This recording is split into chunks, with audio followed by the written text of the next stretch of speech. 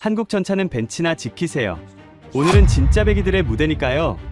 미 방산업체 부사장은 K2 흑표를 짝퉁 취급하며 에이브람스의 압승을 자신했습니다. 하지만 나토 훈련에서 벌어진 일은 정반대였습니다. 훈련 시작단 35분 만에 미국의 오만함이 산산조각 났습니다. 오늘 우리는 진실을 봤다. 한국이 진짜다. 이 사건으로 세계 방산산업의 지형이 송두리째 바뀌었다고 합니다. 생생한 현장 증언으로 밝혀진 충격의 진실. 지금 바로 공개합니다. 저는 니콜라의 문테아누입니다. 루마니아 육군 기갑사령부 사령관이죠. 올해로 군 복무 30년째입니다. 그날 아침, 저는 제 인생에서 가장 자랑스러운 순간을 맞이하고 있었습니다. 나토 합동훈련 스틸실드 2024의 개막식. 유럽 16개국에서 온 장성들과 국방장관들이 제 앞에 앉아 있었습니다. 폴란드 국방장관 야누슈 코발스키도 특별히 참석했죠. 폴란드가 차기 전차 사업 결정을 앞두고 있었고 우리 훈련을 참고하고 싶다고 했으니까요. 저는 단상에 올라 마이크를 잡았습니다. 가슴이 벅찼습니다. 신사숙녀 여러분, 루마니아 기갑부대에 오신 것을 환영합니다. 오늘 여러분은 역사를 목격하실 겁니다. 검증된 서방의 강철이 러시아의 위협을 어떻게 막아내는지 직접 보시게 될 것입니다. 박수가 터져 나왔습니다. 저는 뒤를 돌아 훈련장을 손짓했습니다. 저기 보이십니까? 12대의 M1A2 에이브람스 전차입니다. 걸프전과 이라크전에서 증명된 세계 최강의 전차죠. 이것이 진짜 배기입니다. 제 시선은 자연스럽게 훈련장 구석으로 향했습니다. 거기에는 4대의 K2 흑표가 조용히 서 있었습니다. 1년 전 긴급 도입한 한국 전차들이었죠. 물론 저쪽에 예비 전력도 준비되어 있습니다만 저는 의도적으로 말을 흐렸습니다. VIP석에서 웃음소리가 났습니다. 다들 제 의중을 알아챈 거죠. 한국 전차. 그건 그냥 숫자 채우기용이라고요. 솔직히 말하면 저는 K2를 신뢰하지 않았습니다. 아시아에서 만든 전차라니요. 검증 기간도 짧고 실전 경험도 부족합니다. 물론 가격은 저렴했죠. 에이브람스 한 대 값에 K2 2대를 살 수 있었으니까요. 하지만 전쟁터에서는 가격이 아니라 신뢰가 중요합니다. 저는 연설을 마치고 단상에서 내려왔습니다. 바로 그때 누군가 제 옆으로 다가왔습니다. 멋진 연설이었습니다. 장군 마크 데이비슨이었습니다. 제너럴 다이내믹스 유럽 담당 부사장이죠. 48살의 그는 언제나 완벽한 양복 차림에 자신감 넘치는 미소를 짓고 있었습니다. 감사합니다. 데이비슨 씨, 오늘 훈련이 정말 기대됩니다. 에이브람스의 진가를 보여줄 절호의 기회죠. 그는 K2가 주차된 쪽을 힐끗 보더니 낮은 목소리로 말했습니다. 한국 전차는 뭐 그냥 벤치에 앉아두시는 게 좋을 겁니다. 오늘은 진짜 배기들의 무대니까요. 저는 고개를 끄덕였습니다. 그의 말이 맞았습니다. 오늘은 서방 무기 체계의 우월성을 보여주는 날이었으니까요. 하지만 제 마음 한구석에는 작은 불안이 자리 잡고 있었습니다. 사흘 전 에이브람스 최종 점검 때 일입니다. 포수석 디스플레이에서 미세한 깜빡임이 발견됐었죠. 사령관님, FCS의 간헐적 오류가 감지됩니다. 젊은 정비 장교 미아이가 보고했습니다. 심각한 건가? 아닙니다. 재부팅하면 정상으로 돌아옵니다. 미군 고문단에서도 수출형에서 가끔 나타나는 현상이라고 했습니다. 수출형? 네. 저희가 받은 에이브람스는 수출 사양이라고 합니다. 미군이 쓰는 것과는 약간 다르다고요? 그때는 대수롭지 않게 생각했습니다.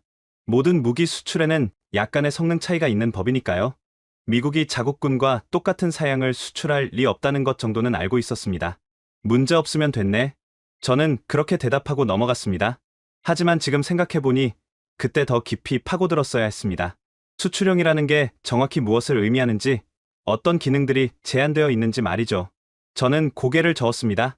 너무 예민하게 구는 거라고 스스로를 다독였습니다. 에이브람스는 검증된 전차입니다. 걸프전에서, 이라크에서, 수많은 전장에서 증명된 전차예요. 사소한 소프트웨어 문제 하나쯤은 아무것도 아니죠. VIP 관람석 앞을 지나가는데 폴란드 장관이 손을 들어 저를 불렀습니다. 문테아노 장군, 잠깐만요. 무엇을 도와드릴까요, 장관님? 오늘 훈련에서 한국 전차도 운용하신다고 들었습니다. 그쪽 성능은 어떻습니까? 순간 저는 망설였습니다. 솔직히 저는 K2에 대해 아는 게 별로 없었습니다. 1년 전 도입했지만 대부분 예비 전력으로 분류해뒀거든요. 주력은 당연히 에이브람스였죠. 글쎄요. 나쁘지는 않습니다. 하지만 에이브람스와 비교하긴 어렵죠. 코발스키 장관은 고개를 끄덕이며 메모했습니다. 폴란드는 지금 대규모 전차 도입을 앞두고 있었고 미국과 한국 사이에서 고민 중이라는 소문이 있었습니다. 데이비슨이 재빨리 끼어들었습니다. 장관님, 오늘 훈련을 보시면 의문이 모두 풀리실 겁니다. 진짜와 짝퉁의 차이를 확실히 아시게 될 거예요. 그의 말투에는 오만함이 묻어 있었습니다. 하지만 저는 그게 불편하지 않았습니다. 오히려 당연하다고 생각했죠. 미국은 우리의 동맹이고 그들의 무기는 검증됐으니까요. 하지만 24시간 뒤 저는 깨닫게 됩니다. 제가 얼마나 큰 착각을 하고 있었는지를요. 그리고 그 대가가 얼마나 처참한지도요.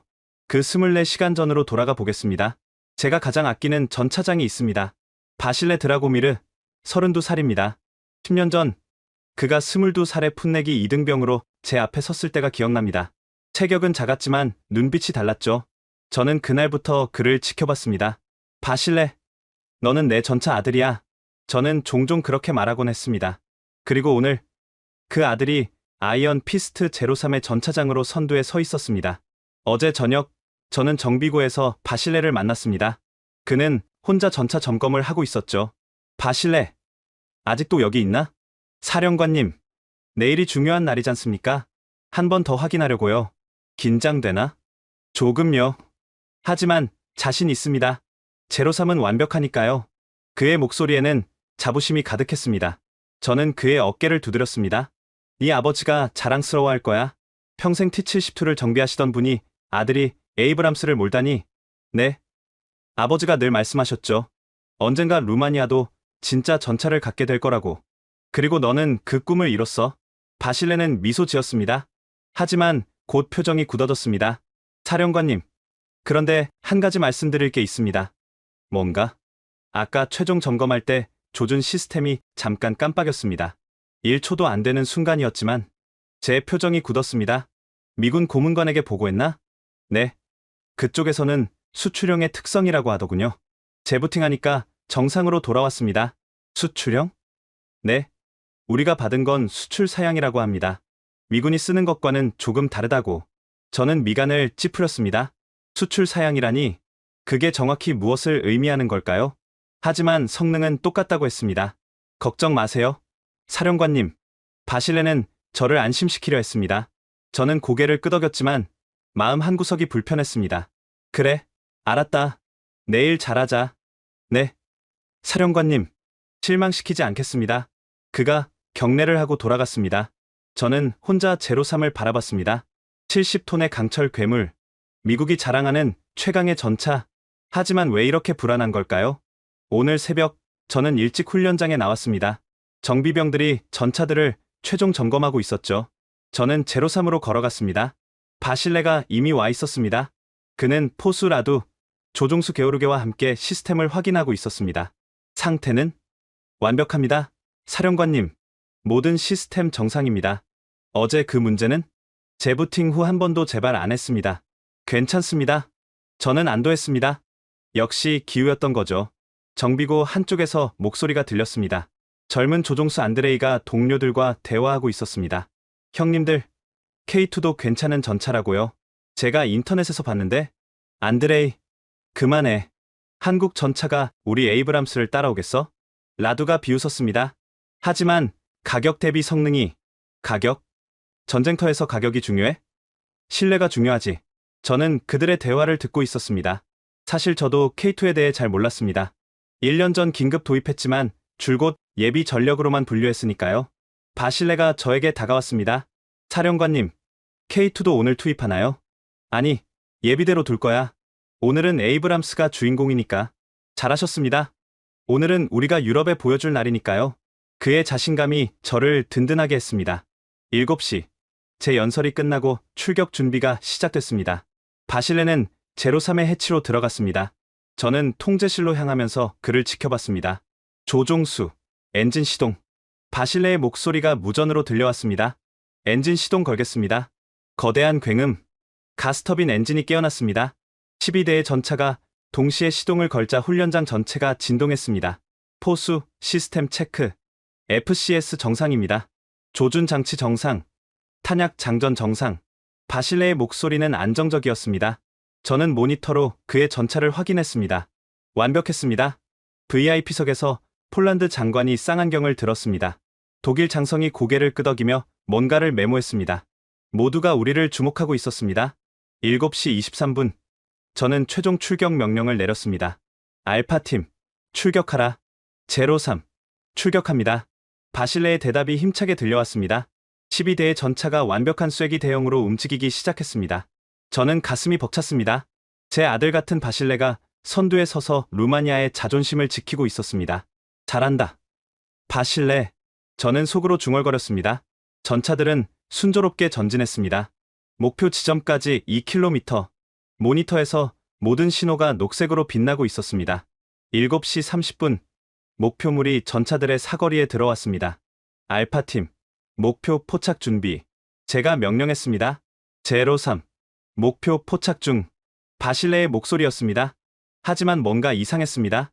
평소보다 약간 떨리는 것 같았죠. 제로3, 상태 보고. 조준경이 잠깐. 그의 말이 끊겼습니다. 저는 모니터를 응시했습니다. 제로3의 신호가 노란색으로 변했습니다. 바실레? 제가 다시 불렀습니다. 그때 그의 목소리가 들려왔습니다. 이번엔 완전히 달랐습니다. 공포에 질린 목소리였죠. 사령관님, 시스템이 전부 다운됐습니다. 제 심장이 멈췄습니다. 그리고 7시 35분, 모니터의 12개 신호가 모두 빨간색으로 변했습니다. 제 세상이 무너지는 순간이었습니다. 통제시 아수라장이 됐습니다.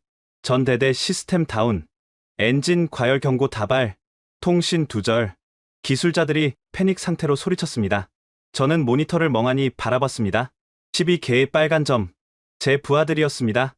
바로 그때 누군가 통제실로 들어왔습니다. 마크 데이비슨이었습니다. 그런데 이상했습니다. 그의 얼굴에는 당황한 기색이 전혀 없었습니다. 오히려 여유로운 미소마저 띄고 있었죠. 이럴 수가. 저는 그를 돌아봤습니다. 데이비슨 씨, 이게 어떻게 된 겁니까? 당신네 전차가 전부 멈췄습니다. 침착하십시오, 장군. 그의 목소리가 너무 차분했습니다. 마치 이 모든 상황을 예상하고 있었다는 듯이요. 예상된 일입니다. 뭐라고요? 저는 그의 말을 믿을 수가 없었습니다. 수출형의 특성이죠. 가끔 이런 일이 발생합니다. 그는 마이크를 집어 들었습니다. 그리고 스피커를 켰습니다. VIP석까지 들리도록요. 알파팀, 이쪽 제너럴 다이내믹스 기술 담당입니다. 여러분의 전차는 수출 사양으로 제공됐습니다. 일부 기능에 소프트웨어 제한이 걸려 있습니다. 무전기에서 바실레의 목소리가 터져 나왔습니다. 무슨 소리입니까? 제한이라니? 재부팅을 시도해 보십시오. 하지만 데이비슨이 잠시 말을 멈췄습니다. 그리고 미소를 지었습니다. 일시적인 복구만 가능할 겁니다.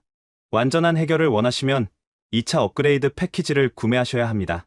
저는 그의 멱살을 잡고 싶었습니다. 무슨 소리를 하는 겁니까? 우리는 3조 원을 냈습니다. 완제품을 산 겁니다. 장군, 계약서를 다시 읽어보시죠. 데이비슨이 태블릿을 꺼내 저에게 보여줬습니다. 계약서 52페이지, 제3항의 작은 글씨들이 보였습니다. 수출형 사양에는 기본 작전 수행 능력만 포함됩니다. 고급 기능은 별도 업그레이드 패키지 구매 시 활성화됩니다. 이건 사기입니다. 비즈니스입니다, 장군. 그리고 이건 표준 관행이죠. F-16, 패트리어트. 모든 주요 무기 체계가 같은 방식입니다. 저는 말문이 막혔습니다.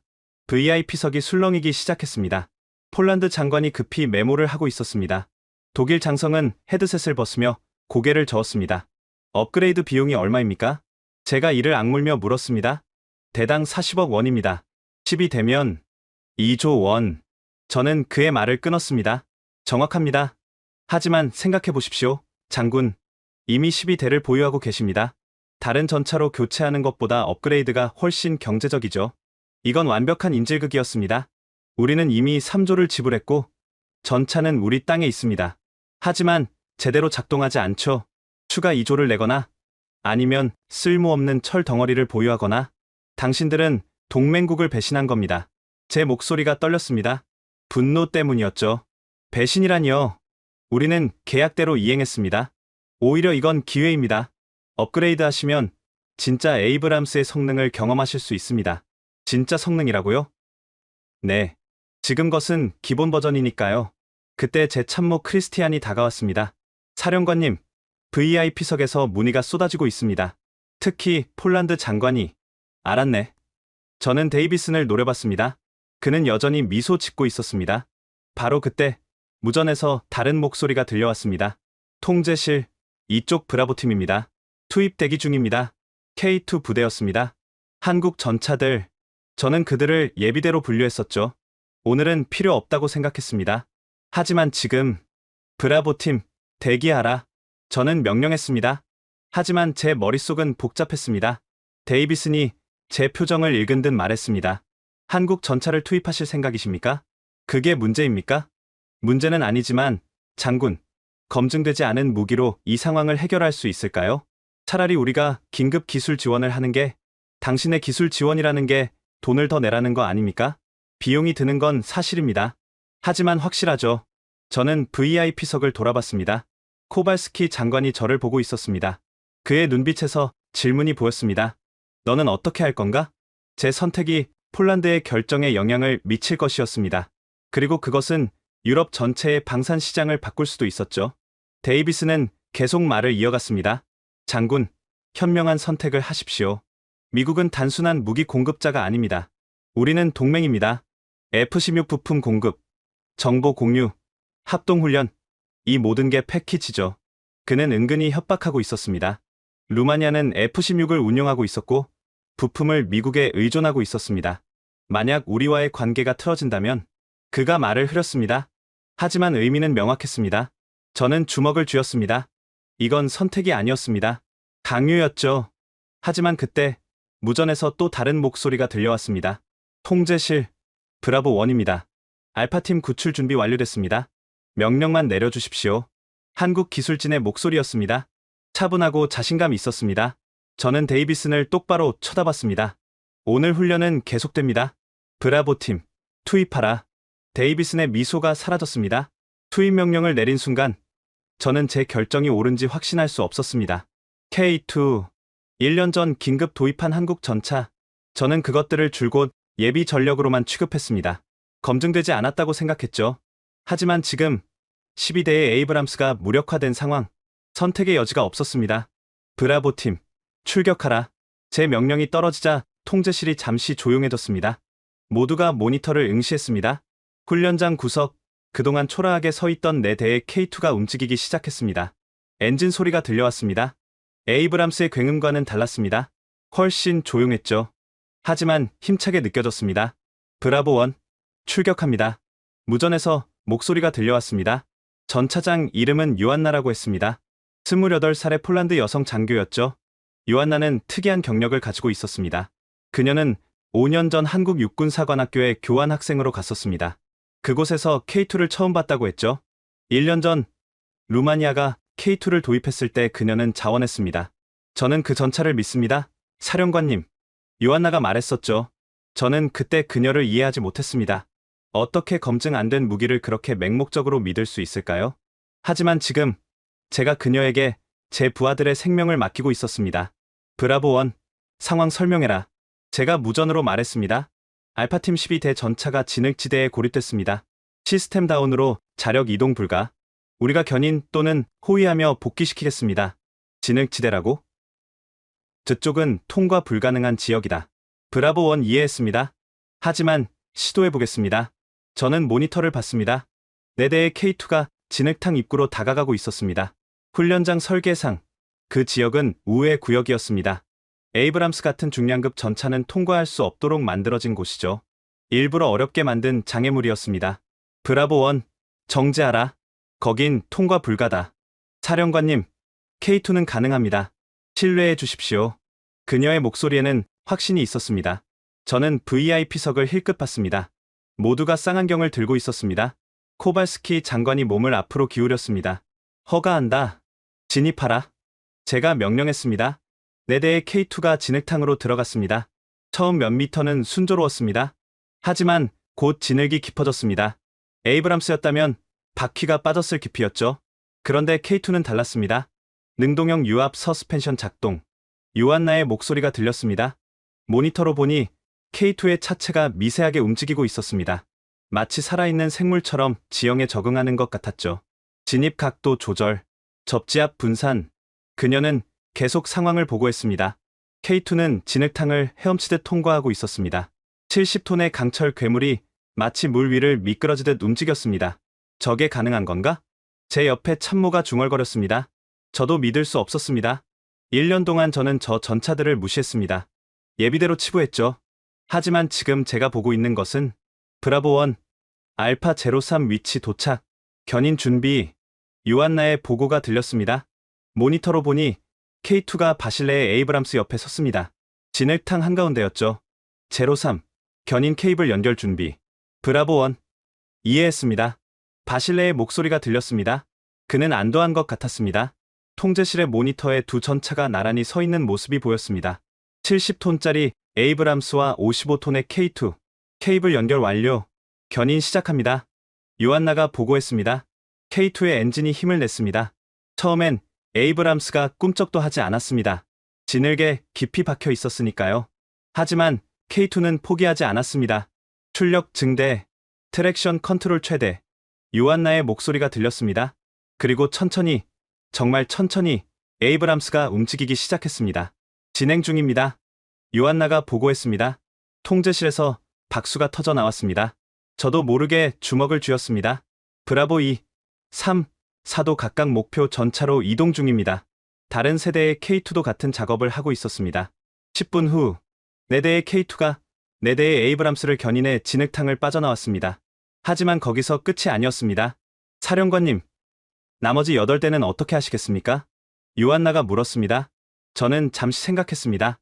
K2는 4대뿐입니다. 하지만 에이브람스는 아직 8대가 남아 있었죠. 2번 왕복하라. 이해했습니다. K2 부대는 다시 진흙탕으로 들어갔습니다. 그리고 다시 4대를 구출했습니다. 세 번째 왕복, 마지막 4대까지 모두 구출했습니다. 총 소요 시간 35분, 4대의 K2가 12대의 에이브람스를 전부 구출했습니다. VIP석에서 박수가 터져 나왔습니다. 폴란드 장관이 일어섰습니다. 독일 장성도 박수를 쳤습니다. 저는 통제실 창문으로 훈련장을 내다봤습니다. 4대의 K2가 일렬로 서 있었습니다. 진흙투성이었지만 당당했습니다. 그리고 그 뒤에 12대의 에이브람스가 줄지어 서 있었습니다. 구출된 전차들이었죠. 저는 그 광경을 보며 깨달았습니다. 1년 동안 제가 무시했던 것이 무엇인지를요. 브랜드가 아니라 실력이라는 걸, 과거의 명성이 아니라 현재의 능력이라는 걸. 브라보 1, 잘했다. 저는 무전으로 말했습니다. 감사합니다, 사령관님. 하지만 아직 끝나지 않았습니다. 무슨 뜻인가? 훈련 목표가 남았습니다. 목표물 사격이요. 저는 순간 당황했습니다. 에이브람스는 모두 시스템 다운 상태였습니다. 사격은 불가능했죠. K2만으로 하시겠습니까? 네, 가능합니다. 허가한다. 4대의 K2가 목표물을 향해 전진했습니다. 그리고 그 순간 저는 또 한 번 놀랐습니다. K2는 이동하면서 사격했습니다. 에이브람스는 정지해야 정확한 사격이 가능합니다. 하지만 K2는 달랐습니다. 시속 50km로 달리면서 목표물을 명중시켰습니다. 4대의 전차, 4발의 포탄, 4개의 목표, 모두 명중. VIP석이 폭발했습니다. 기립박수가 터져 나왔습니다. 코발스키 장관이 헤드셋을 통해 저에게 말했습니다. 문테아노 장군, 저 전차는 어디서 구매할 수 있습니까? 저는 웃었습니다. 1년 만에 처음 웃는 것 같았습니다. 한국에서요, 장관님. 그날 저녁, 저는 요한나를 만났습니다. 오늘 대단했네. 감사합니다, 사령관님. 1년 전에 네가 말했지. 이 전차를 믿는다고. 네, 왜 그랬나? 당시엔 아무도 K2를 믿지 않았는데. 요한나는 잠시 생각하더니 대답했습니다. 한국에서 훈련받을 때 배웠습니다. 그들은 브랜드로 싸우지 않습니다. 실력으로 싸우죠. 실력? 네, 그들은 늘 뒤처져 있었습니다. 그래서 더 열심히 했고 더 똑똑해졌습니다. 그리고 지금은 그녀는 창밖에 K2를 가리켰습니다. 지금은 앞서 있습니다. 저는 고개를 끄덕였습니다. 그날 밤, 저는 오랫동안 잠을 이루지 못했습니다. 30년간 제가 믿었던 것들이 무너졌습니다. 하지만 동시에 새로운 것을 발견했습니다. 진짜 강철은 브랜드가 아니라 성능이라는 것을요. 진짜 동맹은 이익이 아니라 생명을 나눈다는 것을요. 그리고 다음날 아침, 저는 결심했습니다. 변화를 시작하겠다고. 훈련이 끝난 다음날, 저는 폴란드 국방장관 야누슈 코발스키의 전화를 받았습니다. 문테아노 장군, 바르샤바로 와주실 수 있겠습니까? 무슨 일이십니까, 장관님? 폴란드의 미래를 논의하고 싶습니다. 그리고 당신의 조언이 필요합니다. 일주일 후, 저는 바르샤바 국방부에 있었습니다. 회의실에는 폴란드 참모 총장, 기갑부대 사령관, 그리고 방산 조달 책임자들이 앉아 있었습니다. 코발스키 장관이 회의를 시작했습니다. 신사 여러분, 우리는 결정의 기로에 서 있습니다. 차기 주력 전차 사업 282대를 도입할 계획입니다. 스크린에 두 가지 옵션이 나타났습니다. 옵션 1, M1A2 에이브람스, 이국. 옵션 2, K2 흑표, 한국. 루마니아 훈련 전까지는 선택이 명확했습니다. 코발스키가 말을 이었습니다. 미국은 우리의 전통적 동맹입니다. 에이브람스는 검증된 전차죠. 하지만 그는 잠시 말을 멈췄습니다. 루마니아에서 목격한 것은 충격적이었습니다. 12대의 전차가 의도적으로 무력화됐습니다. 엑스포트 락이라고 하더군요. 참모 총장이 끼어들었습니다. 더 심각한 건 업그레이드 패키지입니다. 대당 40억 원. 우리가 282대를 도입하면 1조 1200억 원이 추가로 필요합니다. 방산 조달 책임자가 계산했습니다. 본래 계약금만 7조 원인데 실제로는 8조가 넘는 겁니까? 그렇습니다. 회의실이 술렁였습니다. 코발스키가 저를 돌아봤습니다. 문테아노 장군, 루마니아는 어떤 결정을 내렸습니까? 우리는 엑스포트 락이 있는 무기는 더 이상 구매하지 않기로 했습니다. 에이브람스를 포기한다는 뜻입니까? 아니요. 미국에 재협상을 요구했습니다. 락 제거, 공정한 가격, 투명한 계약서. 그들의 반응은? 아직 답변이 없습니다. 하지만 우리는 기다리지 않습니다. 무슨 뜻입니까? 우리는 K2 추가 도입을 결정했습니다. 20대를 더 주문했죠. 회의실이 조용해졌습니다. 참모 총장이 물었습니다. K2의 성능을 신뢰하십니까? 신뢰합니다. 제 눈으로 봤으니까요. 저는 그날의 기억을 떠올렸습니다. 4대의 K2가 12대의 에이브람스를 구출했습니다. 진흙탕을 3번 왕복하면서요. 그리고 이동 중 사격으로 모든 목표를 명중시켰습니다. 에이브람스는 그게 불가능합니까? 정지 상태에서는 가능합니다. 하지만 이동 중에는 명중률이 떨어집니다. K2는 다릅니다. 능동형 서스펜션과 고급 사격 통제 시스템 덕분이죠. 그리고 엑스포트 락은 없습니다. 한국은 수출형과 자국용의 성능 차이를 두지 않습니다. 왜 그럴까요? 그들의 철학이 다릅니다. 동맹국을 고객이 아니라 파트너로 보니까요. 코발스키는 깊게 생각했습니다. 가격은 어떻습니까? 에이브람스의 절반 수준입니다. 그리고 유지비는 60% 수준이죠. 납기는 30개월, 에이브람스는 48개월 걸립니다. 기술 이전은 60% 가능합니다. 현지 생산, 현지 일자리 창출, 숫자들이 스크린에 나타났습니다. 에이브람스 총 비용 8조 2천억 원, 납기 48개월, 기술 이전 20%, K2 총 비용 4조 5천억 원, 납기 30개월, 기술 이전 60%, 차이가 명확했습니다. 하지만 방산 조달 책임자가 우려를 표했습니다. 문제는 정치적 리스크입니다. 미국을 화나게 하면 우리는 이미 미국 무기에 의존하고 있습니다. F-16, 패트리어트, 아파치. 만약 관계가 틀어지면 부품 공급이 그게 바로 문제입니다. 코발스키가 끼어들었습니다. 우리는 너무 많이 의존하고 있습니다. 한 나라에만요.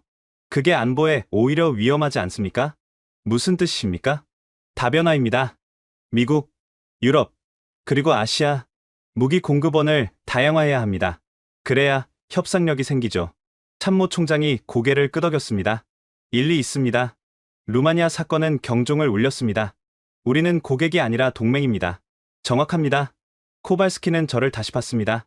장군, 솔직히 물어보겠습니다. 만약 당신이 폴란드 국방장관이라면 어떤 선택을 하시겠습니까? 저는 잠시 생각했습니다. 이 대답이 유럽의 미래를 바꿀 수도 있었습니다. 저라면 K2를 선택하겠습니다. 이유는 3가지입니다. 첫째, 성능. 제가 직접 봤습니다. K2는 에이브람스보다 기동성이 뛰어나고 이동 중 사격 능력도 우수합니다. 둘째, 신뢰. 한국은 엑스포트 락 같은 속임수를 쓰지 않습니다. 계약서에 적힌 대로 제공하죠. 셋째는 파트너십. 한국은 기술 이전을 거부하지 않습니다. 오히려 적극적으로 협력합니다. 왜냐하면 그들은 함께 성장하길 원하니까요. 코발스키는 고개를 끄덕였습니다. 하지만 미국의 반발은? 처음엔 화를 낼 겁니다. 하지만 결국 받아들일 겁니다. 왜냐하면 그들도 시장을 잃고 싶지 않으니까요. 어떻게 확신합니까? 루마니아가 증명했습니다. 우리가 K2를 추가 도입하자 제너럴 다이내믹스가 연락해왔습니다. 엑스포트 락 제거를 제안하더군요. 정말입니까? 네. 하지만 우리는 아직 답하지 않았습니다. 신뢰가 깨졌으니까요. 코발스키는 창밖을 바라봤습니다. 폴란드가 선택하면 다른 나라들도 따라올까요? 그럴 겁니다. 체코, 슬로바키아, 헝가리, 발트 3국 모두 주목하고 있습니다. 그럼 유럽 전체가 바뀌는 건가요? 네. 하지만 그게 나쁜 건 아닙니다. 오히려 건강한 경쟁이 시작되는 거죠. 미국도 변할까요? 변해야 합니다. 동맹국을 인질로 삼는 건 오래 갈 수 없으니까요. 회의실이 조용해졌습니다. 모두가 생각에 잠겼습니다. 코발스키가 마지막으로 물었습니다. 장군, 당신은 30년간 서방 무기를 믿어왔습니다. 그 믿음을 버리는 게 쉽습니까? 저는 솔직하게 대답했습니다. 어렵습니다. 저도 처음엔 저항했습니다. 하지만 제 부하 바실레를 봤습니다. 무력한 전차 안에 갇힌 그를요. 그때 깨달았습니다. 무엇을요? 브랜드가 병사를 지키는 게 아닙니다. 성능이 지키는 거죠. 명성이 승리를 가져오는 게 아닙니다. 실력이 가져오는 겁니다. 코발스키는 깊게 고개를 끄덕였습니다. 감사합니다, 장군. 큰 도움이 됐습니다. 회의가 끝난 후 저는 혼자 복도를 걸었습니다. 창밖으로 바르샤바 시내가 보였습니다. 아름다운 도시였죠. 제 결정이 이 도시의 미래를, 유럽의 미래를 바꿀 수도 있었습니다. 하지만 저는 확신했습니다. 제가 한 말이 진실이었으니까요. 그리고 진실은 결국 승리한다는 걸 믿었으니까요. 2주 후 코발스키 장관에게서 다시 연락이 왔습니다. 문테아노 장군, 결정했습니다. 폴란드는 K2를 선택합니다. 축하드립니다, 장관님. 하지만 한 가지 부탁이 있습니다. 말씀하십시오. 공식 발표 자리에 참석해 주십시오. 증인으로요. 증인이요? 네. 루마니아 훈련의 진실을 증언해 주십시오. 유럽이 알아야 합니다. 저는 잠시 망설였습니다. 그건 미국과 정면으로 대결하는 겁니다. 동의합니다. 감사합니다. 발표일이 다가왔습니다. 바르샤바 국방부 대회의실. 유럽 11개국 국방장관과 장성들이 모였습니다. 언론도 대거 참석했습니다. 그리고 마크 데이비슨도 와 있었습니다. 제너럴 다이내믹스 대표단과 함께요. 코발스키 장관이 단상에 올랐습니다. 신사숙녀 여러분, 오늘 폴란드는 역사적 결정을 발표합니다. 카메라 플래시가 터졌습니다. 폴란드 공화국은 차기 주력 전차로 K2 흑표를 선택했습니다. 총 282대, 계약 규모 4조 5천억 원, 회의실이 술렁였습니다. 그리고 현지 생산 60%, 기술 이전 포함, 체코, 슬로바키아, 헝가리와 공동 생산 협정을 맺을 것입니다. 더 큰 술렁임. 데이비슨이 손을 들었습니다. 장관님, 질문하겠습니다. 폴란드는 나토 동맹국입니다. 이 결정이 동맹 관계에 영향을 미치지 않을까요? 좋은 질문입니다. 코발스키가 대답했습니다. 미국은 우리의 중요한 동맹입니다. 그건 변하지 않습니다. 하지만 그는 잠시 멈췄습니다. 동맹은 상호 존중에 기반해야 합니다. 일방적 의존은 동맹이 아닙니다. 무슨 뜻입니까? 루마니아 훈련을 보셨습니까? 12대의 에이브람스가 의도적으로 무력화됐습니다. 엑스포트 락 때문이죠. 회의실이 조용해졌습니다. 그게 동맹입니까?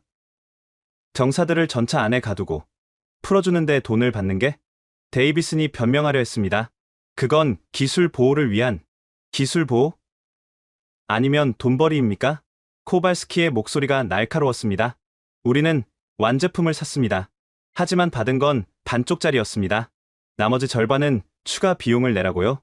회의실이 웅성거렸습니다. 이제 문테아누 장군의 증언을 듣겠습니다. 제 차례였습니다. 저는 천천히 단상으로 걸어갔습니다. 모든 시선이 저에게 집중됐습니다. 데이비슨도 저를 보고 있었습니다. 경고의 눈빛이었습니다. 하지만 저는 물러서지 않았습니다. 신사숙녀 여러분, 저는 30년간 서방 무기를 믿었습니다. 에이브람스는 제 신념이었습니다. 저는 숨을 고르고 계속했습니다. 하지만 2024년 4월 23일, 제 목소리가 떨렸습니다.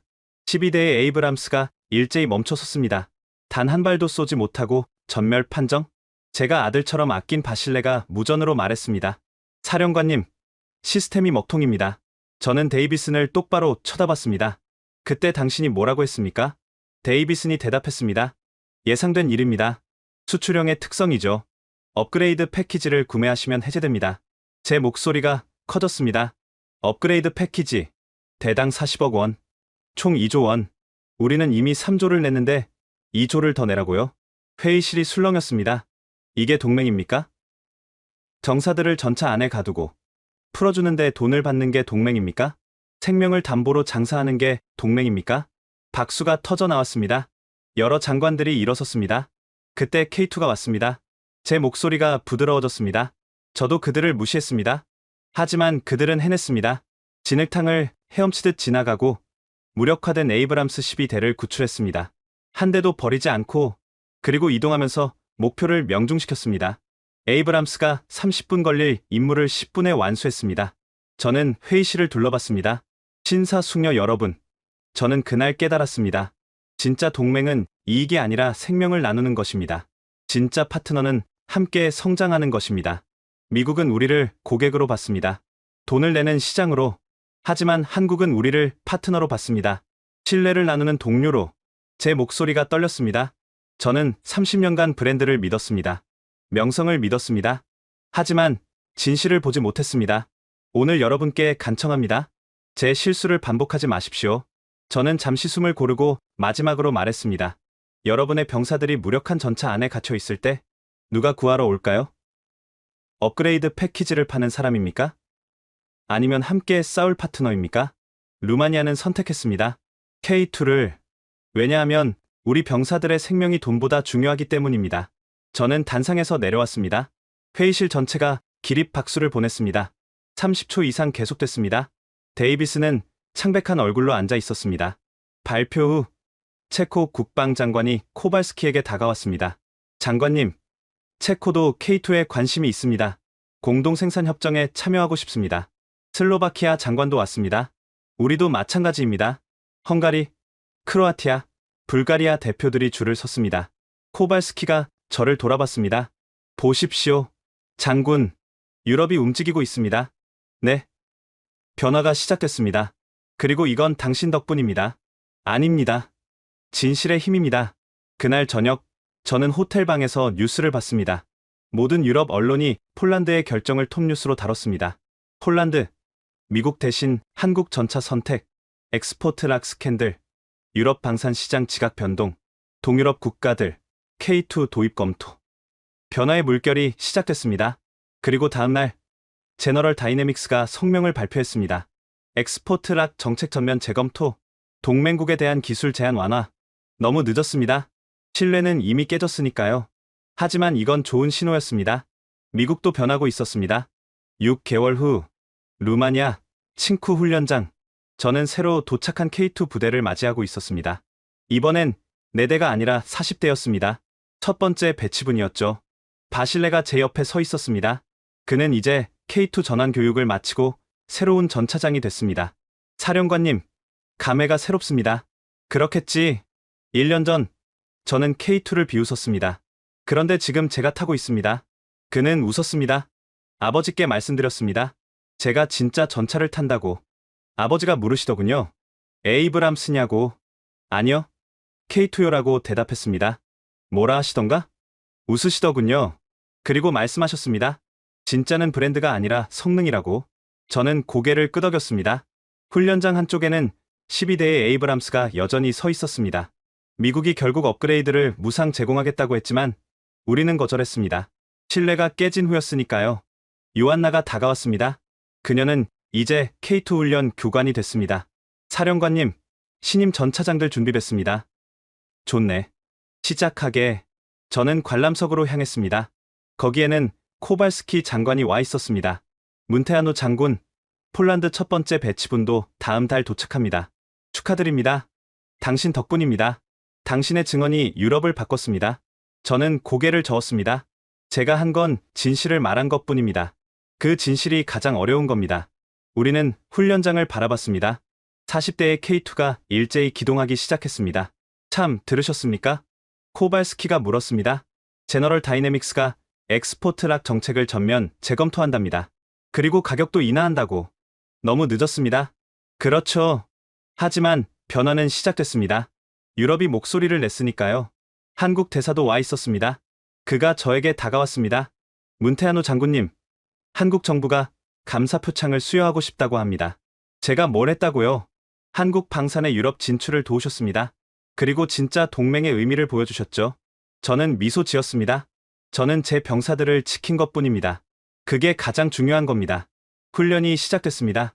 K2들이 진흙탕을 거침없이 통과했습니다. 이동 중에 목표를 명중시켰습니다. 완벽했습니다. 코발스키가 쌍안경을 내려놓으며 말했습니다. 아름답군요. 네, 아름답습니다. 전차를 말하는 게 아닙니다. 그럼? 변화를요. 유럽이 스스로 선택하는 모습이 저는 고개를 끄덕였습니다. 그날 저녁 저는 혼자 훈련장을 걸었습니다. 1년 전 이 자리에서 12대의 에이브람스가 멈춰섰습니다. 그리고 K2가 그들을 구했습니다. 그날이 모든 걸 바꿨습니다. 저는 브라보 1 앞에 섰습니다. 요한나의 전차였습니다. 고맙네. 저는 전차에게 말했습니다. 네가 우리를 구했어. 그리고 유럽을 깨웠지. 바람이 불었습니다. 저는 하늘을 올려다봤습니다. 별이 빛나고 있었습니다. 그리고 저는 생각했습니다. 진짜 강철은 가장 힘들 때 드러난다고. 진짜 동맹은 이익이 아니라 생명을 나눈다고. 진짜 파트너는 착취가 아니라 상생한다고. 오늘 유럽은 그걸 배웠습니다. 그리고 새로운 시대가 시작됐습니다. K2와 함께 한편 바르샤바에서는 또 다른 회의가 열리고 있었습니다. 유럽 방산 조달 담당자들의 모임이었죠. 독일 대표가 말했습니다. 폴란드의 결정 이후 우리도 재검토에 들어갔습니다. 레오파르트2 대체 사업에 K2를 후보로 포함시켰습니다. 이탈리아 대표도 끼어들었습니다. 아리에테 대체 사업도 마찬가지입니다. 경쟁 입찰에 한국을 초청했습니다. 스페인, 그리스, 포르투갈 대표들도 비슷한 이야기를 했습니다. 유럽 전체가 움직이고 있었습니다. 그리고 그 중심에는 루마니아 훈련의 진실이 있었습니다. 미국도 변하고 있었습니다. 워싱턴 DC, 국방부, 긴급 회의가 열렸습니다. 유럽 시장 점유율이 급격히 떨어지고 있습니다. 분석관이 보고했습니다. 작년 대비 30% 감소, 특히 동유럽 시장은 거의 잃었습니다. 원인이 뭡니까? 엑스포트 락 스캔들입니다. 루마니아 훈련 이후 신뢰가 무너졌습니다. 대책은? 두 가지 옵션입니다. 첫째, 락을 완전히 제거하고 투명한 계약. 둘째, 가격 경쟁력 확보. 그럼 우리 기술 우위는? 이미 한국이 따라잡았습니다. 어떤 면에서는 앞서고 있습니다. 회의실이 조용해졌습니다. 권고 사항은 뭡니까? 정책 전환입니다. 동맹국을 고객이 아니라 파트너로 대해야 합니다. 그렇지 않으면 시장을 완전히 잃습니다. 변화는 불가피했습니다. 그리고 그 변화를 만든 건 작은 진실이었습니다. 한 사령관의 증언, 한 장관의 용기, 그리고 4대의 전차가 보여준 실력. 그로부터 3개월 후, 저는 서울에 있었습니다. 한국 정부의 초청을 받아 방문한 것이죠. 국방부 대회의실에서 감사 표창을 받았습니다. 문태한호 장군님, 한국 방산의 유럽 진출에 큰 기여를 하셨습니다. 국방부 장관이 말했습니다. 과분합니다. 저는 진실을 말했을 뿐입니다. 그 진실이 세상을 바꿨습니다. 표창식 후, 저는 K2 생산 공장을 방문했습니다. 경남 창원, 거대한 공장이 눈앞에 펼쳐졌습니다. 생산 라인에서 K2들이 조립되고 있었습니다. 한 대, 2대, 3대, 지금 월 생산량이 10대입니다. 공장장이 설명했습니다. 하지만 유럽 수주가 늘어나면서 확장 중입니다. 내년엔 월 20대까지 가능합니다. 전부 수출용입니까? 아닙니다. 절반은 한국군, 절반은 수출입니다. 한국군과 수출용의 차이는 없습니다. 공장장이 단호하게 말했습니다. 우리는 성능 차이를 두지 않습니다. 동맹국이든 우리 군이든 똑같은 전차를 받습니다. 저는 감동했습니다. 이게 진짜 철학이구나. 연구소도 방문했습니다. 이게 차세대 K3입니다. 연구원이 모형을 보여줬습니다. 무게는 더 가벼워지고 화력은 더 강해집니다. 그리고 무인 포탑 기술도 적용됩니다. 언제 완성됩니까? 5년 후 목표입니다. 유럽에도 판매할 계획입니까? 물론입니다. 기술 이전도 포함해서요. 기술을 나눠주는 게 두렵지 않습니까? 경쟁자를 키우는 건데요. 연구원이 웃었습니다. 두렵지 않습니다. 우리는 계속 앞서갈 자신이 있으니까요. 그리고 그는 잠시 말을 멈췄습니다. 기술을 가두면 발전이 멈춥니다. 함께 나누면 모두가 성장하죠. 저는 그 철학에 감동했습니다. 저녁에는 국방부 장관과 만찬을 했습니다. 장군님, 유럽 시장 반응이 어떻습니까? 폭발적입니다. 폴란드를 시작으로 체코, 슬로바키아, 헝가리, 크로아티아, 불가리아까지 모두 K2에 관심을 보이고 있습니다. 예상했습니까? 아니요. 이 정도일 줄은 몰랐습니다. 루마니아 훈련이 전환점이 됐죠. 장관이 고개를 끄덕였습니다. 그 훈련의 진실을 세상에 알린 건 장군님입니다. 저는 제 부하를 지키려 했을 뿐입니다. 그게 진짜 리더십입니다. 우리는 잠시 침묵했습니다. 장관님, 한 가지 궁금한 게 있습니다. 말씀하십시오. 한국은 왜 엑스포트 락을 쓰지 않습니까? 기술 유출이 걱정되지 않으십니까? 장관이 미소 지었습니다. 우리의 역사를 보십시오. 우리는 늘 뒤처져 있었습니다. 60년 전 한국은 세계 최빈국 중 하나였죠. 하지만 지금은 선진국입니다. 어떻게 여기까지 왔을까요? 열심히 일해서요? 그것도 있지만 더 중요한 건 배움이었습니다. 우리는 배웠습니다. 일본에게서, 미국에게서, 유럽에게서 그들이 기술을 나눠줬기 때문에 우리가 성장했습니다. 그래서 이제 니도 나누는 겁니까? 맞습니다. 우리가 받은 걸 돌려주는 거죠. 그리고 우리는 압니다. 기술을 가두면 죽는다는 걸, 나누면 살아난다는 걸. 저는 깊이 고개를 끄덕였습니다. 하지만 장관님, 솔직히 말하면 처음엔 저도 의심했습니다. 한국 전차를요. 이해합니다. 당연한 반응이죠. 하지만 요한나는 달랐습니다. 그녀는 K2를 처음부터 믿었죠. 요한나 말씀이시군요. 그녀는 우리 육사에서 교환학생으로 왔었죠. 네.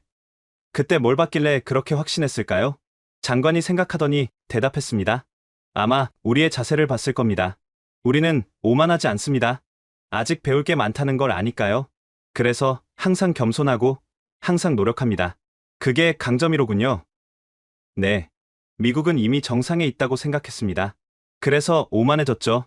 하지만 우리는 아직 오르는 중입니다. 그래서 더 열심히 뛰는 겁니다. 저는 그 말에 공감했습니다. 다음 날, 저는 육군사관학교를 방문했습니다. 생도들이 K2 훈련을 받고 있었습니다. 젊은 교관이 설명했습니다. 능동형 서스펜션은 지형에 따라 자동으로 조절됩니다. 이렇게 그는 시연을 보여줬습니다. 전차가 울퉁불퉁한 지형을 부드럽게 통과했습니다. 이동 중 사격 시스템은 세계 최고 수준입니다. 시속 70km로 달리면서도 명중률 90% 이상. 저는 감탄했습니다. 이 젊은이들이 이런 기술을 만들었구나. 교관이 저에게 다가왔습니다. 장군님, 루마니아에서 오셨다고요? 네. 그날 훈련 이야기 들었습니다. K2가 에이브람스를 구출했다고요? 맞네. 니의 전차가 우리를 구했어. 교관이 미소 지었습니다. 제 친구가 그날 거기 있었습니다. 요한나라고 아십니까? 아, 요한나. 물론 알지. 훌륭한 전차장이야. 그녀가 한국에 있을 때 제 룸메이트였습니다. 항상 K2를 공부했죠. 매뉴얼을 달달 외울 정도였습니다. 그래서 그날 그렇게 능숙했구나. 네. 그녀는 진짜로 믿었습니다. K2가 세계 최고라고. 실제로 그렇더군. 교관이 고개를 숙였습니다. 감사합니다. 장군님의 증언이 우리에게 큰 힘이 됐습니다. 아니야. 내가 한 건 진실을 말한 것뿐이네. 훈련을 보고 나서 저는 도서관에 들렀습니다. 한쪽 벽에 역대 국방부 장관들의 사진이 걸려 있었습니다. 그리고 그 아래 문구가 있었습니다. 우리는 강대국이 아닙니다. 하지만 강해질 수 있습니다. 겸손하게 배우고 끊임없이 노력하고 정직하게 경쟁한다면. 저는 그 문구를 오래 바라봤습니다. 이게 한국의 철학이구나. 그리고 이게 그들을 강하게 만든 힘이구나. 서울에서의 마지막 밤. 저는 호텔 방에서 창밖을 바라봤습니다. 밤의 서울은 아름다웠습니다. 빛나는 도시였죠. 60년 전 이곳은 폐허였다고 합니다. 전쟁으로 모든 게 파괴됐었죠. 하지만 지금은 세계 10위권 경제 대국입니다. 어떻게 이런 일이 가능했을까요? 저는 이번 방문에서 답을 찾았습니다. 겸손, 노력, 정직. 이 세 가지가 한국을 만들었습니다. 그리고 이 세 가지가 K2를 세계 최고로 만들었죠. 저는 제 노트북을 열어 보고서를 작성하기 시작했습니다. 루마니아 국방부에 제출할 보고서였죠. 제목은 이렇게 썼습니다. 한국 방산 시찰 보고서, 새로운 동맹의 가능성. 그리고 첫 문장을 이렇게 시작했습니다. 진짜 동맹은 이익이 아니라 가치를 공유하는 것입니다. 한국은 그 가치를 보여줬습니다. 서울에서 돌아온 후 저는 긴급 소집을 받았습니다. 나토 본부였습니다. 브뤼셀 본부 회의실에는 고위 장성들이 모여 있었습니다. 그리고 마크 데이비슨도 있었습니다. 문테아누 장군, 나토 사령관이 말했습니다. 당신의 행동이 동맹 관계에 균열을 일으키고 있습니다. 무슨 말씀이십니까? 루마니아 훈련 이후 유럽 여러 나라가 미국 무기 구매를 제고하고 있습니다. 이건 나토 표준화의 심각한 문제입니다. 표준화보다 신뢰가 먼저 아닙니까? 제가 반문했습니다. 엑스포트 락으로 동맹국을 인질로 삼는 게 표준화입니까? 회의실이 긴장했습니다. 데이비슨이 끼어들었습니다. 장군, 당신은 이해하지 못하는 겁니다. 우리는 기술을 보호해야 합니다. 러시아나 중국에 넘어가면 그럼 우리한테도 안 줘야 하는 거 아닙니까? 제가 말을 끊었습니다. 우리는 동맹국입니다. 믿지 못한다면 처음부터 팔지 말았어야죠. 하지만 뭡니까? 우리한테 반쪽짜리를 팔고 나머지 절반은 돈을 더 내라고요? 이게 동맹입니까? 독일 장군이 끼어들었습니다. 문테아누 장군 말이 맞습니다. 우리도 같은 문제를 경험했습니다. 패트리어트 시스템에도 제한이 걸려 있더군요. 프랑스 장군도 동의했습니다. F-355도 마찬가지입니다. 완전한 성능은 추가 비용입니다. 회의실이 술렁였습니다. 데이비슨이 변명했습니다. 이건 표준 관행입니다. 모든 방산 업체가. 한국은 안 그러던데요. 제가 끊었습니다. 제가 서울에 다녀왔습니다. K2는 수출형과 자국용이 똑같습니다. 성능 차이가 없습니다. 그리고 기술 이전도 적극적입니다. 왜 그럴까요? 파트너를 신뢰하니까요. 나토 사령관이 중재했습니다. 장군, 진정하십시오. 우리는 해결책을 찾아야 합니다. 해결책은 간단합니다. 락을 풀고 투명한 계약을 하고 공정한 가격을 책정하면 됩니다. 하지만 그럼 미국의 기술 우위가 이미 없습니다. 제가 단호하게 말했습니다. 한국이 따라잡았습니다. 어떤 면에서는 앞서고 있습니다. 루마니아 훈련이 증명했죠. 회의실이 조용해졌습니다. 폴란드 장군이 발언했습니다. 사실 말씀드리면 폴란드는 이미 결정했습니다. K2 282대 도입, 그리고 체코, 슬로바키아, 헝가리도 합류합니다. 뭐라고요? 데이비슨이 놀랐습니다. 공동 생산 협정을 맺었습니다. 유럽 중부에 K2 허브를 만들 계획입니다. 이건 나토 표준화를 무너뜨리는, 표준화는 수단입니다. 목적이 아닙니다. 폴란드 장군이 말했습니다. 목적은 우리 병사를 지키는 겁니다. 제대로 작동하는 무기로요. 박수가 터져 나왔습니다. 나토 사령관이 데이비슨을 돌아봤습니다. 미국은 어떻게 하실 겁니까? 데이비슨은 한참을 침묵했습니다. 본사와 협의하겠습니다. 빠른 결정을 부탁드립니다. 시간이 없습니다. 회의가 끝난 후 저는 복도를 걷고 있었습니다. 데이비슨이 저를 불렀습니다. 장군, 저는 돌아봤습니다. 당신은 모든 걸 망쳤습니다. 제가 뭘 망쳤습니까? 70년 동맹을요. 미국과 유럽의 관계를. 저는 그를 똑바로 쳐다봤습니다. 망친 건 저희가 아닙니다. 당신들입니다. 뭐라고요? 동맹국을 착취한 건 누굽니까? 생명을 인질로 돈을 받은 건 누굽니까? 데이비슨이 말문이 막혔습니다. 미국은 위대한 나라입니다. 저도 그렇게 믿었습니다. 하지만 당신 같은 사람들이 그 명성을 더럽히고 있습니다. 당신은 이해 못합니다. 비즈니스라고요? 제 목소리가 커졌습니다. 제 부하 바실레가 무력한 전차 안에 갇혀 있을 때 그게 비즈니스였습니까? 12명의 전차장들이 공포에 떨 때 그게 비즈니스였습니까? 데이비슨이 고개를 돌렸습니다. 당신은 변명할 수 없습니다. 왜냐하면 당신은 잘못을 인정하지 않으니까요. 그게 가장 큰 문제입니다. 저는 돌아서서 걸어갔습니다. 장군, 데이비슨이 다시 불렀습니다. 만약 당신이 계속 이렇게 나간다면 저는 멈춰섰습니다. 위협하시는 겁니까? 경고입니다. 미국은 강력합니다. 우리를 적으로 돌리면 저는 그를 돌아봤습니다. 저는 미국을 적으로 돌리지 않았습니다. 정직을 선택했을 뿐입니다. 그게 미국의 적이 된다면 그건 미국의 문제입니다. 저는 계속 걸었습니다. 그날 밤 호텔 방에서 코발스키 장관의 전화를 받았습니다. 장군, 들었습니다. 나토 회의에서 대단했다고요? 저는 진실을 말했을 뿐입니다. 하지만 위험합니다. 미국이 보복할 수 있습니다. 알고 있습니다. 그런데도 계속하시겠습니까? 네. 왜냐하면 이게 옳은 일이니까요. 코발스키는 잠시 침묵했습니다. 용감하십니다. 용감한 게 아닙니다. 제 의무를 다하는 겁니다. 장군님은 혼자가 아닙니다. 폴란드가 함께합니다. 그리고 많은 유럽 국가들이요. 감사합니다. 내일 중요한 발표가 있을 겁니다. 준비하십시오. 무슨 발표입니까? 곧 아실 겁니다. 다음 날 아침, 제너럴 다이내믹스가 긴급 기자회견을 열었습니다. 데이비슨이 단상에 올랐습니다. 제너럴 다이내믹스는 엑스포트락 정책을 전면 폐지합니다. 회견장이 술렁였습니다. 동맹국에 판매되는 모든 무기 시스템은 성능 제한 없이 제공됩니다. 그리고 기존 계약건도 무상으로 업그레이드합니다. 기자들이 질문을 쏟아냈습니다. 왜 갑자기 정책을 바꿨습니까? 동맹의 신뢰가 가장 중요하다는 걸 깨달았습니다. 시장 점유율 하락 때문 아닙니까? 그것도 사실입니다. 하지만 더 중요한 건 우리가 잘못했다는 걸 인정하는 겁니다. 저는 호텔 방에서 생중계를 보고 있었습니다. 변화가 시작됐습니다. 늦었지만 시작은 됐습니다. 오후에 코발스키 장관에게서 다시 전화가 왔습니다. 보셨습니까? 네. 놀랍습니다. 당신이 만든 겁니다. 당신의 용기가. 아닙니다. 우리 모두가 만든 겁니다. 이제 어떻게 하시겠습니까? 루마니아로 돌아갑니다. 제 부하들이 기다리니까요. K2는 계속 도입하겠습니다. 이미 신뢰를 쌓았으니까요. 그리고 에이브람스는 재협상하겠습니다. 공정한 조건으로요. 그게 진짜 동맹이니까요. 현명한 선택입니다. 저는 브뤼셀을 떠나 루마니아로 돌아왔습니다. 칭쿠 훈련장에 도착하니 바실레가 기다리고 있었습니다. 사령관님, 들었습니다.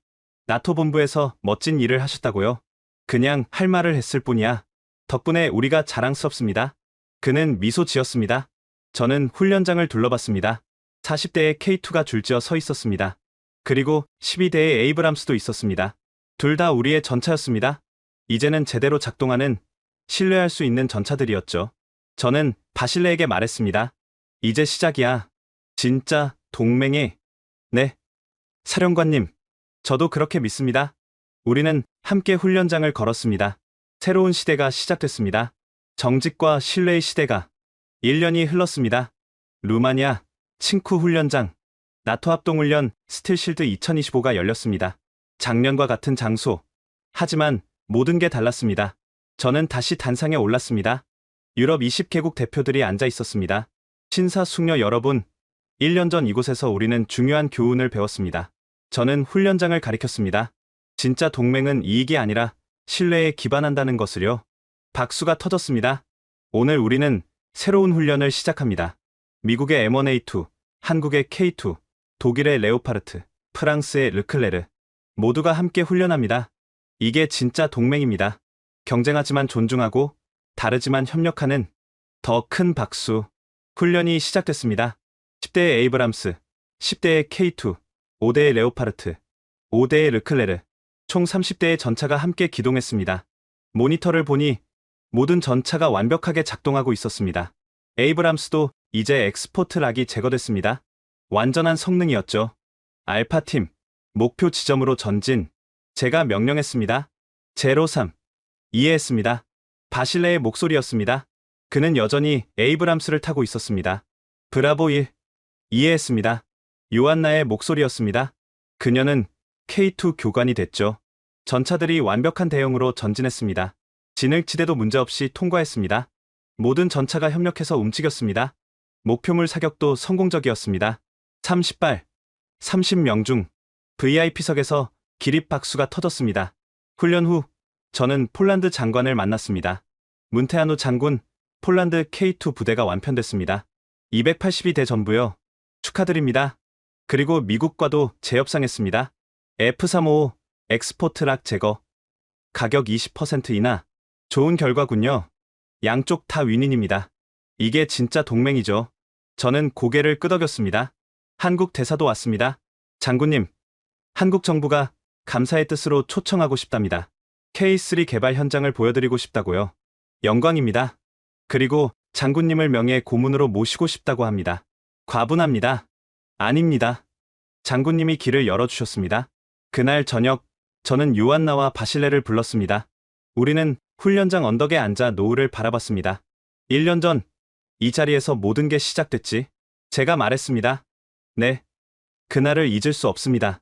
바실레가 대답했습니다. 저는 무력한 전차 안에 갇혀 있었죠. 그때 정말 무서웠습니다. 저는 구출하러 왔죠. 요한나가 웃었습니다. 그리고 너희가 우리를 구했어. 제가 말했습니다. 하지만 그게 끝이 아니었습니다. 그날 이후 모든 게 바뀌었죠. 유럽이 바뀌었고, 미국이 바뀌었고, 동맹의 의미가 바뀌었습니다. 우리는 잠시 침묵했습니다. 사령관님, 한 가지 궁금합니다. 바실레가 물었습니다. 뭔가? 그날 K2 투입을 결정하실 때 확신이 있었습니까? 저는 솔직하게 대답했습니다. 없었어. 사실 두려웠지. 검증 안 된 무기니까. 그런데 왜? 선택의 여지가 없었어. 그리고 유한나를 봤지. 니의 눈빛을. 저는 유한나를 봤습니다. 니는 확신에 차 있었어. 그 확신이 나를 움직였지. 유한나가 미소 지었습니다. 저도 처음엔 두려웠습니다. 하지만 훈련받은 대로 했습니다. 그리고 전차를 믿었죠. 그게 리더십이야. 제가 말했습니다. 두려워도 옳은 일을 하는 것. 그리고 팀을 믿는 것.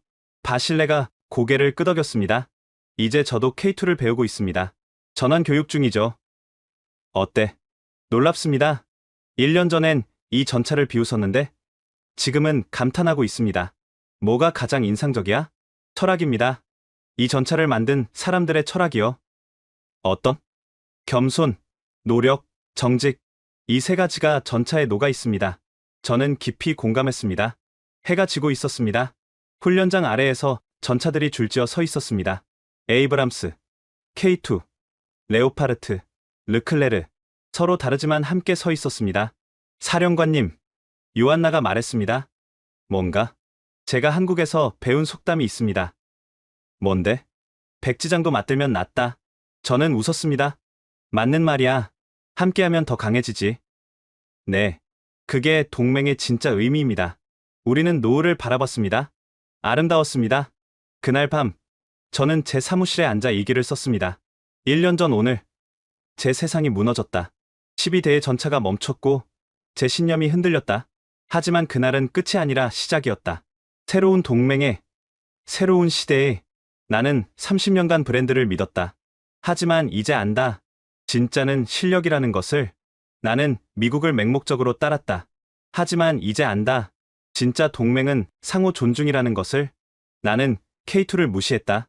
하지만 이제 안다. 진짜 강철은 검증이 아니라 성능이라는 것을.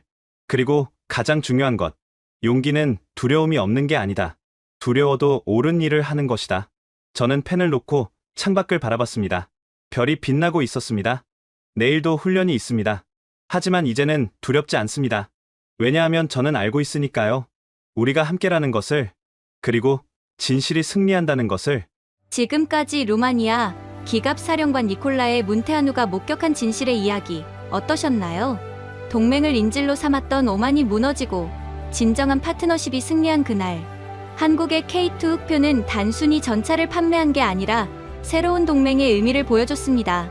이 이야기를 통해 대한민국의 진정한 가치를 느끼셨다면 좋겠습니다. 착취가 아닌 상생. 그것이 우리가 세계에 보여줄 진짜 힘입니다. 이 감동을 더 많은 분들과 나누기 위해 영상을 공유해주세요. 구독과 좋아요도 부탁드립니다. 지금까지 원더풀 해외사연이었습니다. 감사합니다.